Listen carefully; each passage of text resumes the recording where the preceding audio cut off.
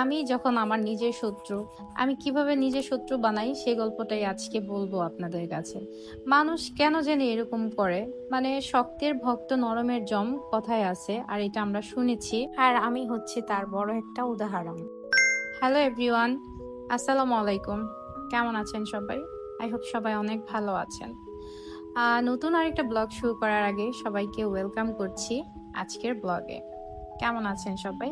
কমেন্টে জানাবেন।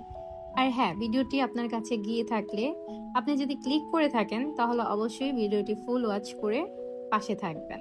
Like, comment, share, মতামত জানাবেন। আজকে আপনাদের সাথে অনেক কথা বলবো, তার আগে হাতের কাজগুলি গুছিয়ে নিই। আমার হাতে যে চামচটা দেখতেছেন, এটা একটা ছোট স্পুন।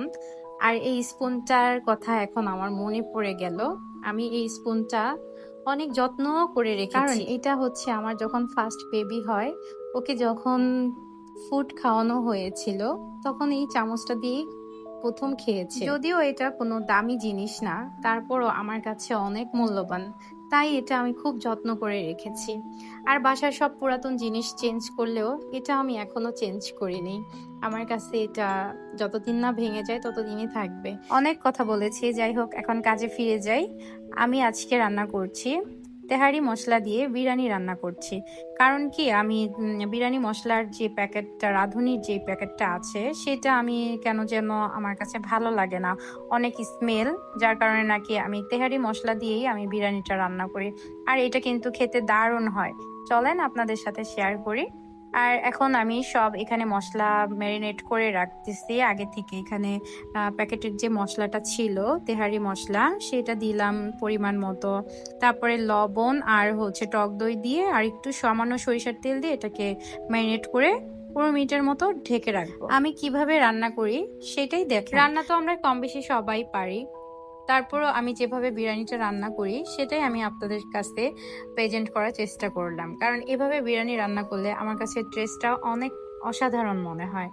তো এখানে আমি পেঁয়াজগুলোকে ভালো করে ভেজে নিচ্ছি। আমি এখানে বেরেস্তা করে নিব। আর এখানে হচ্ছে কিছু বেরেস্তা আমি আগে থেকে তুলে রাখবো এখন, আর কিছুটা বেরেস্তার মধ্যে আমি পেঁয়াজ দিয়ে দিব। আর এই পেঁয়াজটা একটু ভাজা হলে আমি এখানে হচ্ছে আদা বাটা দিয়ে দিব। আমি কিন্তু মাংসতে আদা দিয়ে ম্যারিনেট করি নাই, কারণ আমি আদা বাটাটা চাইছিলাম একটু তেলে ভেজে নিব পেঁয়াজের সঙ্গে। এরপরে আমি দিয়ে দিলাম হচ্ছে বাদাম বাটা। এখানে কাজু বাদাম আর হচ্ছে কাঠ বাদাম দুইটাই ছিল। তো আমার বাদামও শেষ হয়ে গেছে, বক্সটা আপনাদেরকে দেখালাম। আর এখন আমি ভালো করে মশলাটাকে কষিয়ে নিয়ে এখন যে ম্যারিনেট করে রেখেছি সেই মাংসটা দিয়ে দিলাম। আর এখন কিন্তু মাংসটাকে ভালো করে কষিয়ে নিতে হবে এই মশলার মধ্যে, তেলের মধ্যে, কারণ কি যত মশলা কষাবেন টেস্ট কিন্তু তত ভালো আসবে। এখন আমি পাউডার মিল্ক দিলাম 1 চামচ, দিয়ে একটু পানি দিয়ে গুলিয়ে নিচ্ছি। আর আমি কিন্তু চিকেন কষানোর সময় হচ্ছে আমি কোনো ধরনের পানি অ্যাড করি না। আমি মাংস থেকে যে পানিটা আসে সেটা দিয়ে আমি হচ্ছে মাংসটাকে কষানোর চেষ্টা করি। আর এখানে ঝালের জন্য কিছু কাঁচামরিচ দিয়ে দিচ্ছি, আর আমি অন্য কোনো মশলা ইউজ করি না। তারপরে হচ্ছে এখন এটাকে ভালো করে আমি কষিয়ে নিচ্ছি। এরপর আমি যে মিল্কটা গুলিয়ে রেখেছিলাম সেটা দিয়ে দিলাম। আর আমি কিন্তু একদমই কোনো পানি ইউজ করি না এখানে। আমি একদম মাংসটাকে ভালো করে কষিয়ে নিয়েছি, প্রায় আমার হচ্ছে 95% হয়ে গিয়েছে এটা কুক।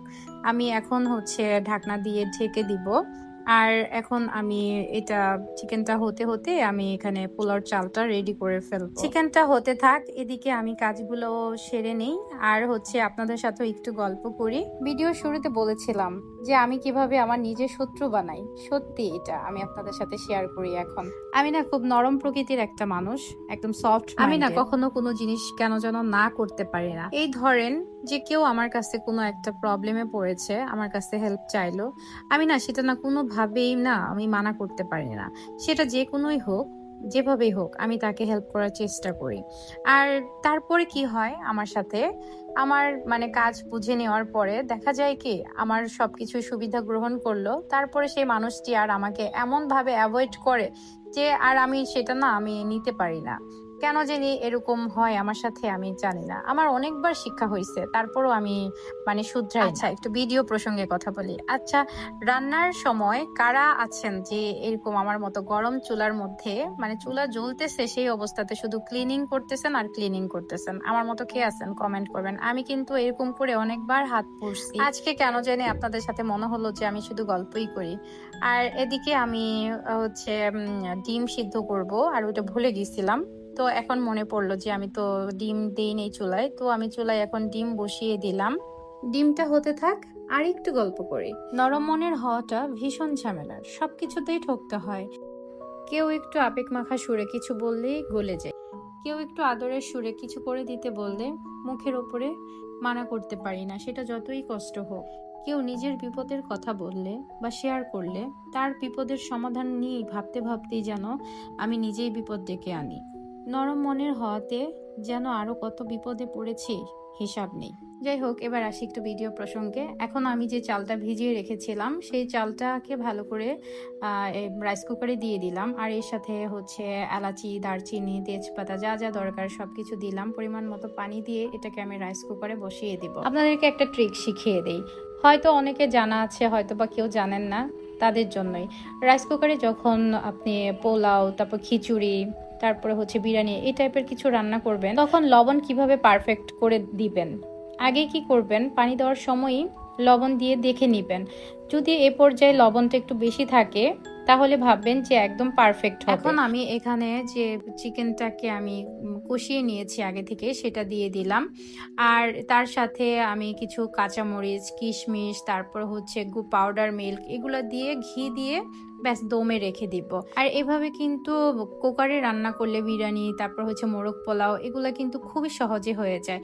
তো আমার বিরিয়ানিটা একদমই রেডি হয়ে গিয়েছে, আমি একটু মিক্স করে নিচ্ছি সব কিছু।